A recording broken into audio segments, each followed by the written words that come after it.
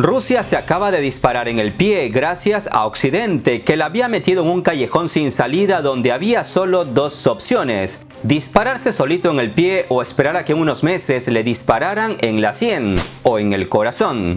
Rusia escogió el mal menor y hoy comprenderán por qué.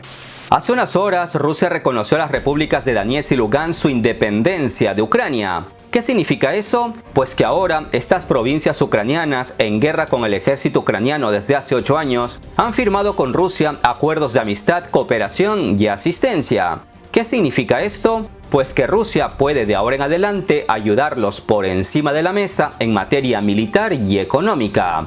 Pero de igual manera salta otra pregunta. ¿Por qué Rusia ha reconocido la independencia de estas dos repúblicas que seguramente pocos países reconocerán? Pues aquí hay historia, y mucha historia. Empecemos por lo que no te cuentan. Existen los así llamados Acuerdos de Minsk. Se llaman así porque se celebraron en Minsk, la capital de Bielorrusia.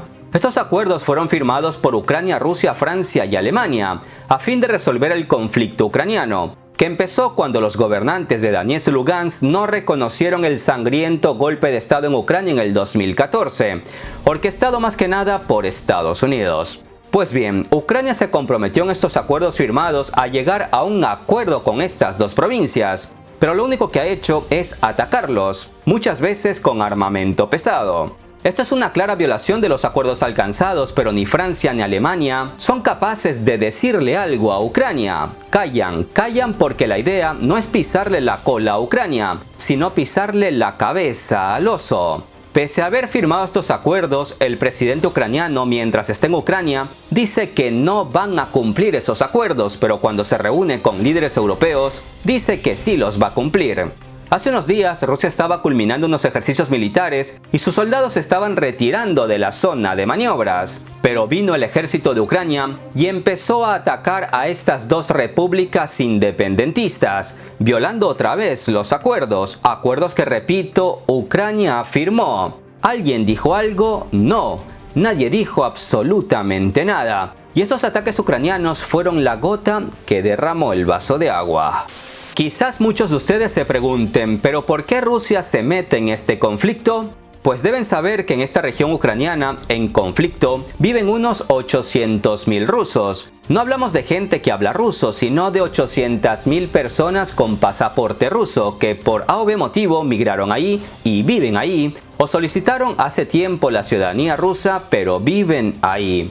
Por otro lado, también deben saber que esta región está poblada por gente que nació en Ucrania pero que son rusoparlantes en su mayoría. Y cuando ocurrió el golpe de estado del 2014, todos sus derechos fueron violados. El gobierno de Kiev desde entonces no ha parado de adoptar leyes que restringen sus derechos, como eliminar el idioma ruso de escuelas, institutos y universidades. Al tiempo que nacionalistas ucranianos atacan a empresas rusas que desde hace mucho tiempo operan legalmente a lo largo y ancho de Ucrania. Para Ucrania, Donetsk y Lugansk son simplemente un territorio dentro de su jurisdicción, pero para Rusia, esta región conocida como Donbass está poblada por miles de ciudadanos rusos y por miles más de rusoparlantes, a quienes Ucrania quiere limitar sus derechos si es que no anularlos. Desde Rusia lamentan que Occidente, con Estados Unidos a la cabeza, haya logrado que dos pueblos hermanos como Rusia y Ucrania se peleen, y han logrado que los residentes de Donetsk y Lugansk se conviertan en los chivos expiatorios perfectos para llevar a cabo un plan antirruso.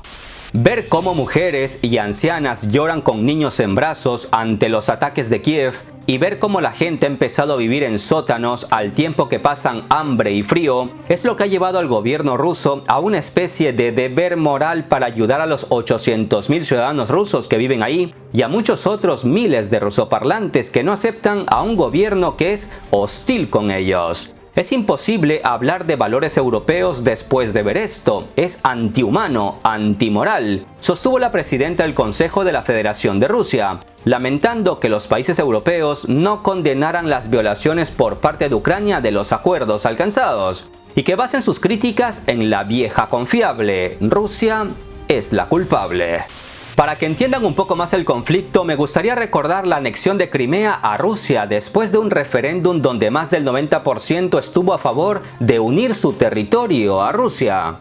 Como recuerdan, en ese año hubo un golpe de estado sangriento en Kiev, e inmediatamente empieza una ola de medidas que no solo violan los derechos más elementales de los rusoparlantes en Ucrania, sino que también violan su constitución. Como decía, Donetsk y Lugansk nunca aceptaron ese sangriento golpe de estado en el 2014 y Crimea tampoco lo aceptó. Pero la historia de Crimea es diferente. Hace más de 200 años, Catalina la Grande de Rusia, por decreto, aceptó a Crimea en el Imperio Ruso a pedido de los mismos crimeos. Desde entonces, la flota rusa del Mar Negro ha estado allí. Con el tiempo, el Imperio Ruso se convirtió en Unión Soviética y este inmenso país estaba dividido en repúblicas. La República Rusa, la República Ucraniana, etc. Y Crimea pertenecía a la República Socialista de Rusia, dentro de la misma Unión Soviética. Pero vino Khrushchev, ese líder soviético y campesino que sentía un amor ciego por Ucrania y regaló Crimea a la República de Ucrania. En ese tiempo no pasaba nada, pues al fin y al cabo todas esas repúblicas socialistas soviéticas formaban parte de un mismo país. El problema vino después, cuando las 15 repúblicas de la Unión Soviética se dividieron y formaron 15 nuevos países. Y Ucrania, para malestar de los rusos, se quedó con Crimea, donde históricamente han vivido rusos. Crimea es un territorio estratégico. Tras la caída de la Unión Soviética, los crimeos vivieron tranquilos hasta que llegó el sangriento golpe de estado en el 2014 y se encontraron ante un dilema. O tomaban las armas y se oponían al gobierno golpista de Kiev como lo hicieron en Donetsk y Lugansk, es decir, se iban a la guerra, o hacían un referéndum pacífico para anexarse a Rusia, territorio al que históricamente siempre pertenecieron. Ellos decidieron irse por la vía pacífica, que además está avalado por el derecho internacional, pues la misma ONU, las Naciones Unidas, reconoce el derecho de los pueblos a la autodeterminación. No fue que Rusia invadió Crimea y se adueñó otra vez de este territorio, no. Rusia simplemente los acogió en su regazo tras el referéndum, algo que no ocurrió con Donetsk y Lugansk, donde también hicieron sendos referéndums y quisieron anexarse a Rusia, pero Putin les dijo: estimados amigos, esto no funciona así. Rusia, en teoría, pudo hacer lo mismo que hizo con Crimea y recibirlos con los brazos abiertos, pero la historia es diferente. Así que Putin abogó por resolver este conflicto de forma pacífica. En eso han estado trabajando desde el 2014-2015 con Francia y Alemania.